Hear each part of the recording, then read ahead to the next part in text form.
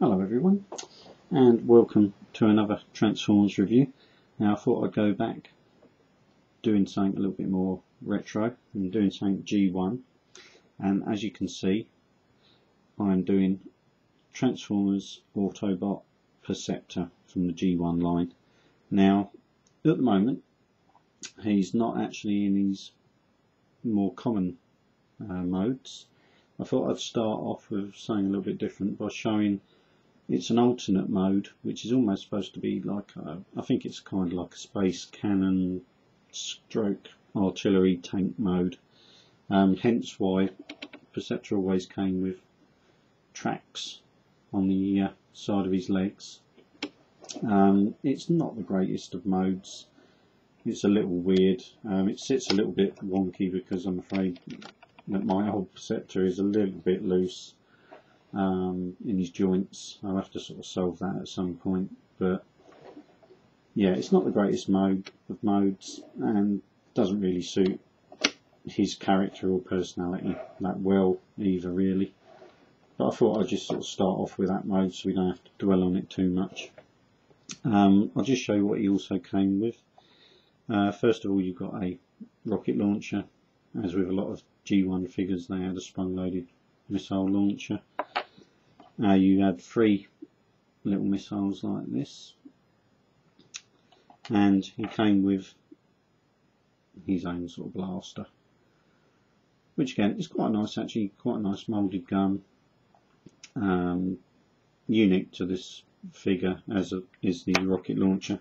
You will also notice as well, and it's worth pointing out, that the gun and the rocket are a totally different red. Now that's totally correct. They're not sort of like reissue ones or knockoffs or anything like that. And he has actually got the 2 different types of red plastic in his body, but it's a little weird that they sort of did that really with the weapons, but I'll sort of go with it and it's okay. Now, as I say, this is like his sort of tank come artillery sort of mode. To get into his more famous Microscope Mode, all you have to do is tilt up the middle section and effectively just turn these sort of what will be his legs round, and then turn those sort of 360 degrees to be the right way round to be his microscope. And of course with these wheeled sections at the front, the blue sections, they just push back in and lock into place, and now you've got his more famous Microscope Mode. Now this is actually pretty sort of nifty. It's got like a little mirror reflector, what you'd have on a proper microscope, where you always put things on like a little bit of mirrored glass. He even has a working focusing dial on this. Well, in this case it is the actual microscope part, but of course it becomes his shoulder cannon. But that does actually focus in, and although obviously not like a proper microscope, it does actually enlarge anything you look at. And of course you can look through this. I shall just get that up to the camera. Obviously it's not going to show up too great on there, but it will actually, there you go, you can just about see, it will actually enlarge, and you can actually use it to look at things in more detail. Obviously not to the degree of a proper microscope, but nonetheless it is still, you know, feasible for a kid to have a closer look at something. So pretty nifty. For a toy to actually incorporate a working sort of mechanism is quite impressive, especially for, you consider the years this came out. You know, you're talking, what was it, 85, 86 this would have come out, because obviously it was in the Gen 1 movie in 86.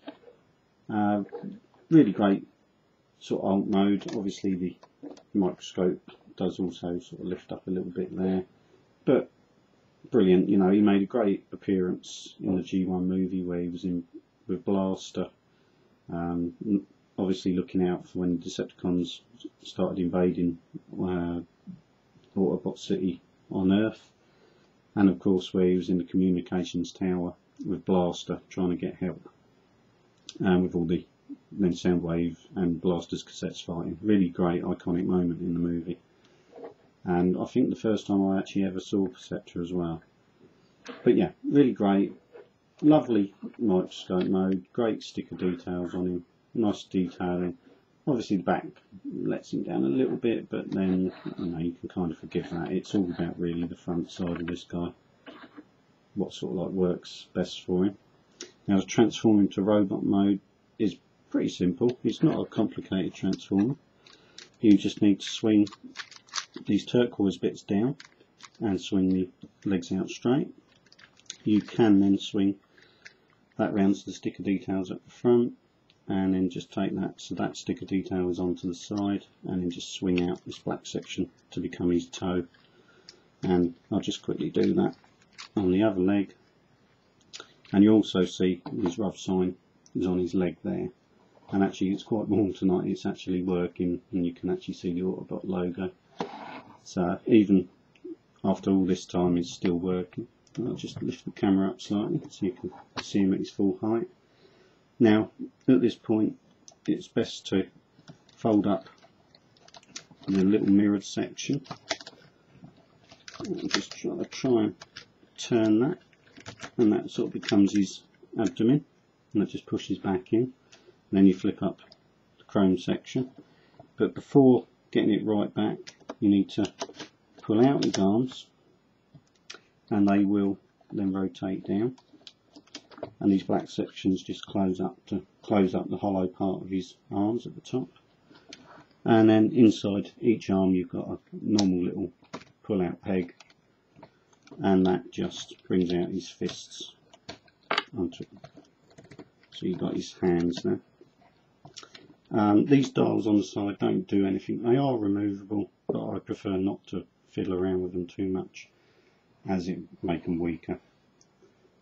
Now finally, of course, you just got to bring his cannon over and position that so that's in the right place on his shoulder, and then on the back you've got a little dial there, and you just turn that down and that just pops his head up, and then you get the iconic G1 Perceptor face.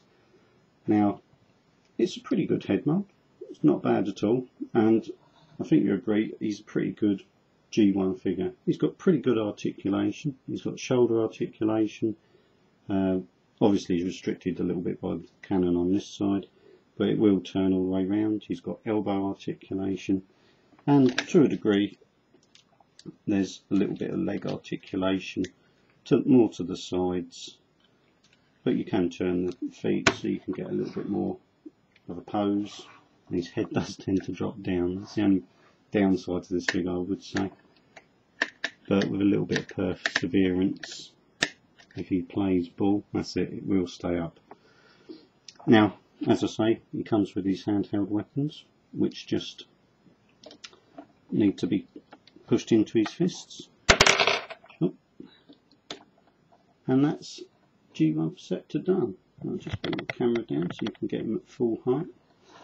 Really great figure, really nicely detailed.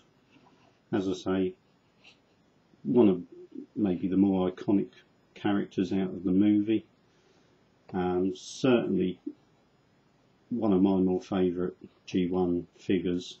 If you haven't got this guy, I would say to you, this is definitely one you want to pick up if you're a G1 collector.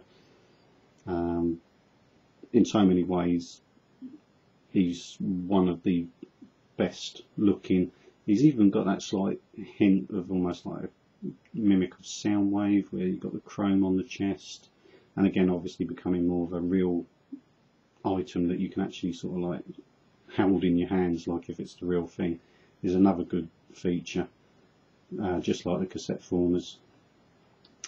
But yeah, I thought I'd just do that quick review of G1 Perceptor.